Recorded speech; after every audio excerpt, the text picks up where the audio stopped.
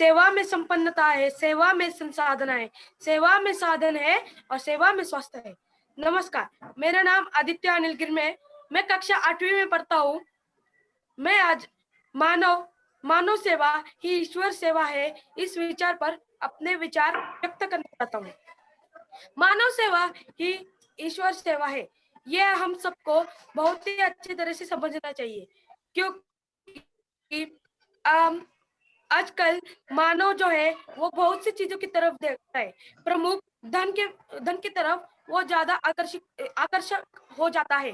लेकिन क्या अब जब गुजरते हो, क्या तब आप अपने साथ धन ले जाते हो? नहीं। अगर आप ऊपर ले जाते हो तो वो आपने है अच्छे कर्म और मानव की सच्ची सेवा। तो मैं आपको एक छोटी सी कहानी सुनाता हूँ। एक फल बेचने वाला होता है। वह उस फल बेचने वाले के इधर ग्राहक आ जाता है, तो वो पूछता है कि आपने सेब और केले के क्या भाव लगाए हैं? तो वो बोलता है कि केले 15 रुपए डजन और सेब 30 रुपए किलो। तो फिर उस समय से ही वो एक विधवा और गरीब औरत वहां से जाती है। तो वो पूछती है, भैया मुझे 1 किलो सेब और 1 दर्जन केले चाहिए, तो कितना भाव लगाया है आपने? तो वो बोलता है कि केले 5 रुपए दर्जन और सेब 10 रुपए किलो। तो फिर वहां पर जो पहला ग्राहक होता है, तो वो थोड़े से उस दुकानदार की तरफ घूर के देखता है। तो फिर वो कुछ बोलने से पहले ही वो इशारा करके उसे शांत बैठने को, जरा देर इंतजार करने को बोलता है। फिर वो उसे 1 दर्जन केले, उस विधवा औरत को 1 दर्जन केले और 1 किलो सेब देता है। फिर वो औरत उसे पैसे देती है और जाते जाते वो बड़बड़ाते बोलती है कि हे भगवान, तेरा लाख लाख शुक्र है कि आज मेरे बच्चों को 1 किलो एक कम से कम 1 सेब और 1 केला तो खाने को मिलेगा।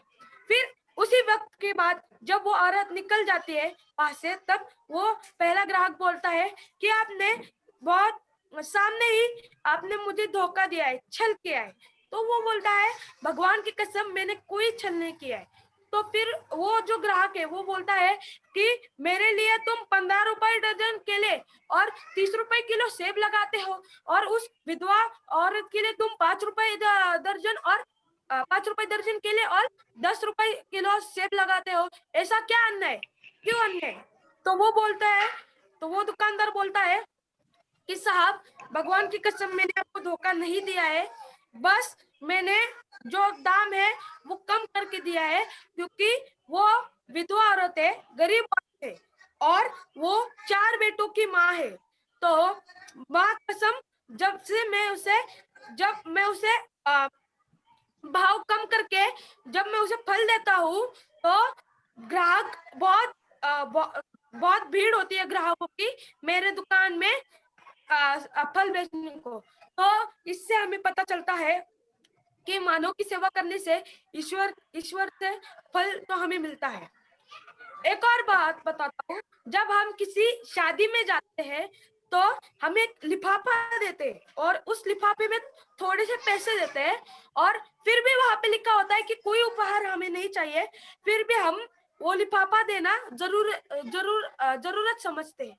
लेकिन उसी वक्त जब कोई इंसान का कोई अपघात हो जाता है गाड़ी से, तो फिर वो अस्पताल में जाता है, तब उसे सब पैसों की जरूरत होती है, वो जिंदगी और मौत के बीच लड़ रहा होता है, फिर तब हम मदद नहीं करते। ऐसा क्यों?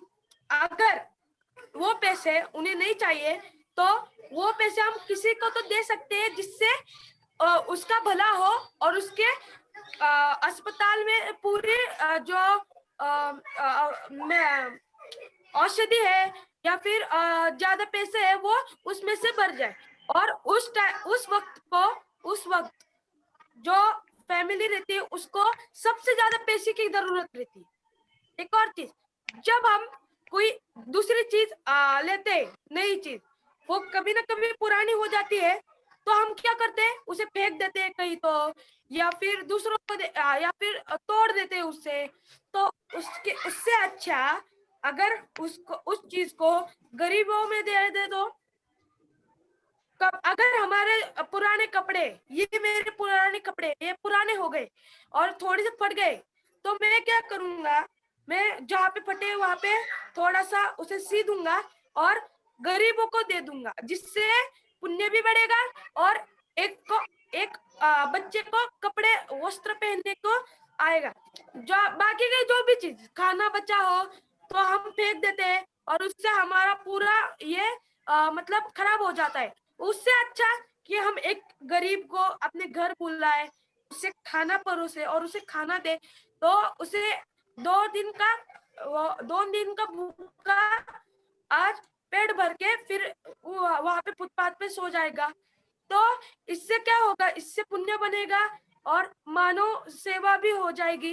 तो इसलिए जाते जाते बस मैं यही कहूंगा कि हमें हर व्यक्ति को प्रेम और मदद करनी चाहिए। इससे ही मानव सेवा से ईश्वर से हमें फल मिलता है। धन्यवाद मेरा भाषण सुनने के लिए।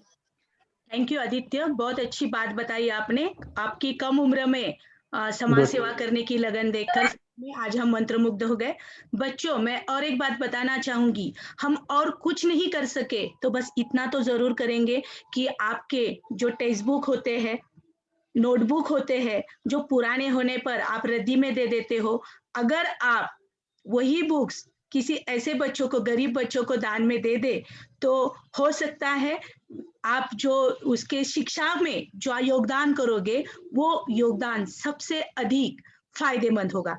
मतलब आप तो हर चीज में उन्हें योगदान कर सकते हो, लेकिन सबसे बहुत अधिक सही है योगदान मैम। आप योगदान कर सकते हो कि आपके जो टेक्स्ट बुक होते हैं, नोटबुक होते हैं, काफी सारे नोटबुक के पेजेस बच जाते हैं, तो आप गरीब से गरीब छात्रों को या आप स्कूल में भी लाकर दे सकते हैं, ताकि ऐसे कोई हमारे स्कूल में भी कुछ ऐसे बच्चे हैं जो यूनिफॉर्म खरीद नहीं सकते, जूते खरीद नहीं सकते, या फिर आपकी छोटी पेंसिल होने पर आप फेंक देते हो, वो चीजें भी आप इकट्ठा करके स्कूल में लाकर दोगे, तो हम जरूर ये प्रयास करेंगे कि उन चीजों का सही उपयोग हो। धन्यवाद आदित्य, इतनी छोटी उम्र में इतनी अच्छी सोच के लिए। धन्यवाद।